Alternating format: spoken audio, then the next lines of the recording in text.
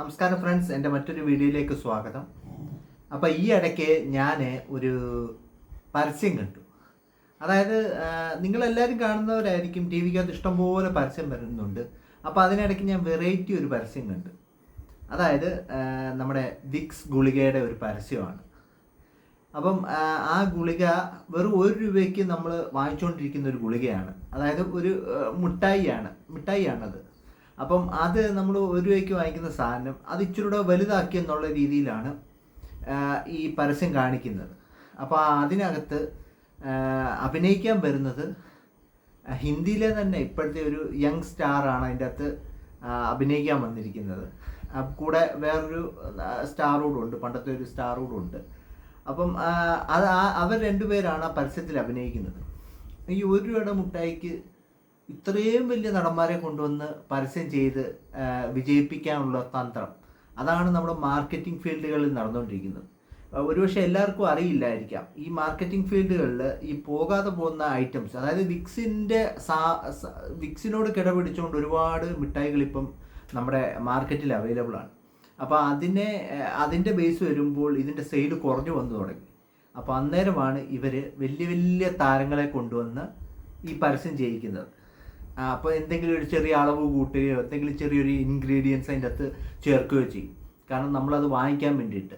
അപ്പം നമ്മൾ ഈ പരസ്യമൊക്കെ കാണുമ്പോൾ, ഇതിൻ്റെ അകത്ത് ഈ ചിത്രീകരണമൊക്കെ കാണുമ്പോൾ നമ്മൾ വിചാരിക്കും ഇതെന്തോ വലിയ സംഭവമാണെന്നൊക്കെ പറഞ്ഞ് നമ്മൾ വാങ്ങിച്ച് കഴിക്കാറുണ്ട്.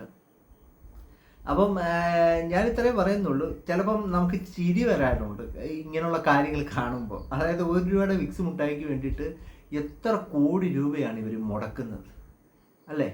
അതാണ് ഒരു പരസ്യത്തിൻ്റെ ഒരു എഫക്റ്റ്. അതാണ് പലപ്പോഴും നമ്മൾ വിചാരിക്കും, അയ്യോ ഈ പരസ്യം കാണണ്ടായല്ലോ, എന്തിനേവന്മാർ ഇതിനിടയ്ക്ക് പരസ്യം കൊടുക്കുന്നത്. ഇതൊക്കെ കച്ചവടക്കാരുടെ പല തന്ത്രങ്ങളാണ്. കാരണം ഈ തന്ത്രങ്ങളിലൂടെ മാത്രമേ അവർക്ക് ജനഹൃദയങ്ങളിൽ എത്താൻ പറ്റൂ. കാരണം സെയിൽ കുറഞ്ഞിരിക്കുന്ന ഒരു സാധനം വമ്പിച്ചൊരു സെയിലിലേക്ക് കൊണ്ടുവരണമെന്നുണ്ടെങ്കിൽ ഇങ്ങനെയുള്ള തന്ത്രങ്ങൾ പരസ്യ കമ്പനികൾ പയറ്റണം. അത് പയറ്റുന്നതിൻ്റെ ഭാഗമായിട്ടാണ് ഇവർ വലിയ വലിയ നടന്മാരെയൊക്കെ കൊണ്ടുവന്ന് അഭിനയിപ്പിക്കുന്നത്. അപ്പോൾ ചിലപ്പോൾ ചില ആൾക്കാർ ഈ വിക്സ് എന്ന് പറയുന്ന സാധനം ഞാൻ ജനിച്ച സമയം തൊട്ടും നിങ്ങളൊക്കെ പലരും ജനിച്ച സമയം തൊട്ട് നിങ്ങളൊക്കെ പലരും കാണുന്നൊരു ഐറ്റം ആയിരിക്കും ഈ വിക്സ്. അപ്പം അറിയാൻ വയ്യാത്തവരാരും കാണില്ല. പക്ഷേ ഒരു കാലാകാലങ്ങൾ കഴിയുമ്പോൾ ഒരു ഐറ്റത്തിൻ്റെ അതേ സാമ്യ രൂപത്തോടെ തന്നെ പല ഐറ്റങ്ങളും വരും. അന്നേരമാണ് ഒരു കമ്പനിക്ക് കോമ്പറ്റീഷൻ ഉണ്ടാകുന്നത്. ആ സമയങ്ങളിൽ ഇവരെന്താ ചെയ്യുന്നത്, വലിയ വലിയ താരങ്ങളെ കൊണ്ടുവന്ന് പരസ്യം ചെയ്യിച്ച് പ്രൊഡക്റ്റ് വിജയിപ്പിക്കുന്നു.